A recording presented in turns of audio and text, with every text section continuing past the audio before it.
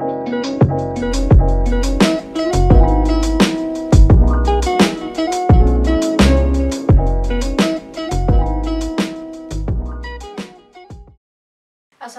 warahmatullahi wabarakatuh. Perkenalkan, nama saya Winda Widi Astuti. Saya dari kelas Ilmu Komunikasi Humas 5. Di sini saya mengambil sumber dari buku Sistem Komunikasi Indonesia. Penulisnya yaitu Profesor Dr. Anwar Arifin. Dan di sini saya mengambil materi di bab 2 yaitu tentang perspektif sistem komunikasi pada poin B, yaitu hakikat sistem komunikasi. Hakikat sistem komunikasi itu sendiri merupakan suatu pola komunikasi yang saling melengkapi antar sistem dalam sistem komunikasi. Hubungan antar unsur bersifat satu dan tidak terpisahkan satu sama lainnya. Artinya, unsur yang lebih rendah memberikan andil yang sangat besar bagi berjalannya sistem yang lebih besar. Pembahasannya tentang sistem komunikasi tidak akan terlepas dari sistem sosial. Sehingga apa yang menjadi prosedur dan perilaku dalam sistem sosial sangat mempengaruhi prosedur dan perilaku yang terjadi dalam sistem komunikasi. Dalam hakikat sistem komunikasi, terdapat beberapa bagian, yaitu makna sistem komunikasi.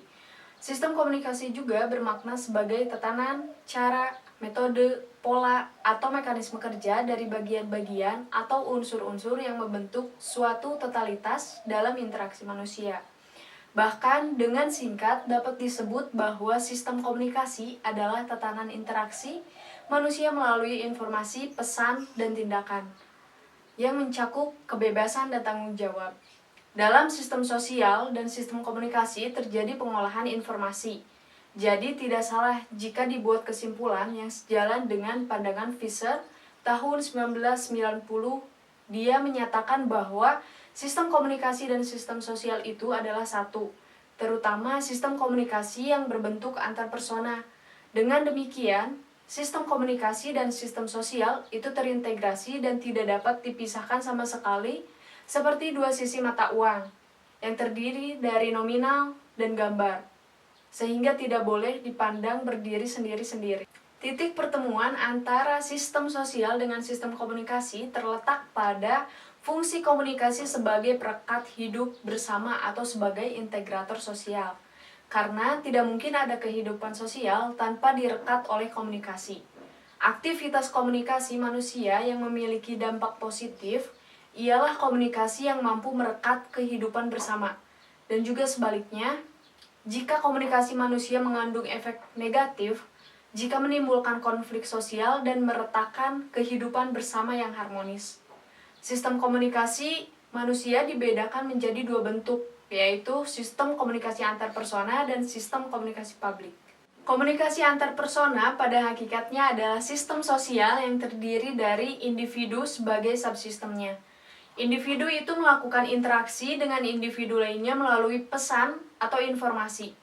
Karakteristik sistem komunikasi antar persona yang sedang berjalan adalah pola interaksi, fase, dan siklus menurut Fisher tahun 1990. Komunikasi antar persona dalam perspektif mekanistis yang titik sentral kajiannya adalah pesan yang merupakan informasi, memiliki sumber, penerima, efek, dan mungkin juga media, baik media individual atau media interaktif.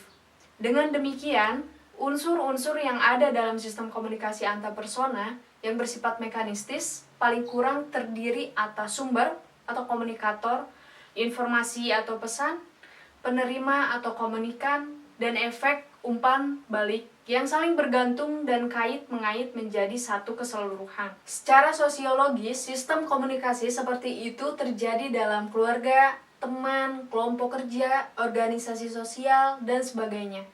Dengan demikian, sistem komunikasi antar persona berlangsung dalam setting kelompok atau organisasi. Fungsi utama komunikasi sebagai perekat hidup bersama adalah integrator sosial, menciptakan hubungan fungsional dalam sistem komunikasi persona dalam bentuk kerukunan, saling mengerti, dan saling membantu, terutama dalam masyarakat yang bersifat kolektif atau kekeluargaan. Komunikasi publik dan media publik berdasarkan pengertian informasi publik yang bersifat terbuka itu Dengan sendirinya informasi publik tidak hanya beredar dalam ruangan pribadi, tetapi juga menyebar dalam forum ranah publik sehingga memiliki kekuatan sosial sebagai dampaknya, karena mengandung pengaruh sehingga menyentuh ranah politik.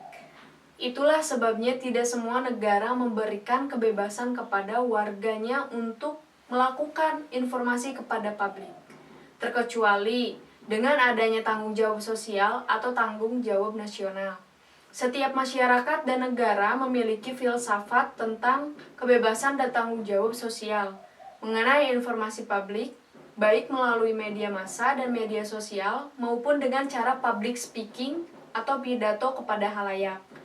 Sistem komunikasi publik dapat didefinisikan sebagai tatanan interaksi manusia melalui informasi yang terbuka kepada publik yang mencakup kebebasan dan tanggung jawab sosial.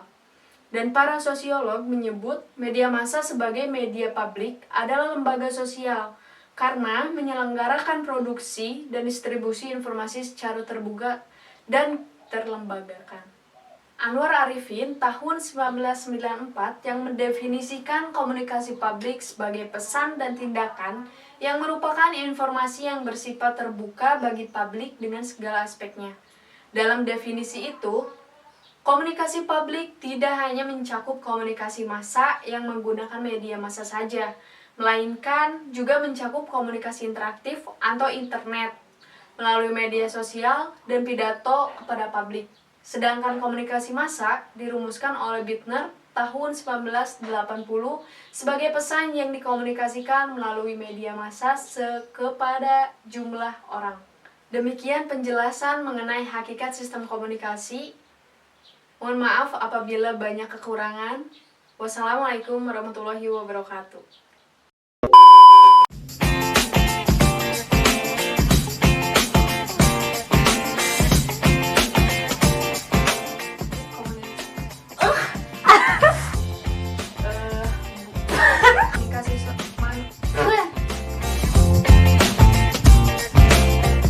Masa kepada